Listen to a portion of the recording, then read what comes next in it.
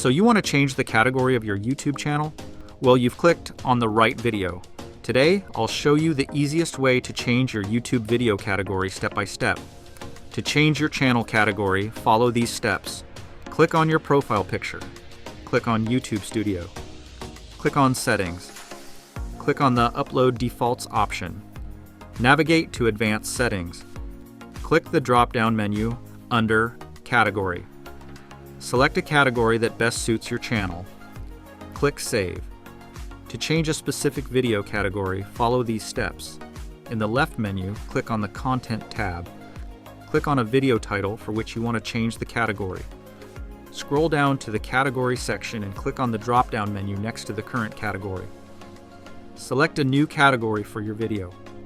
Click Save. Your video's category has been updated. Repeat these steps to change the category for any other videos.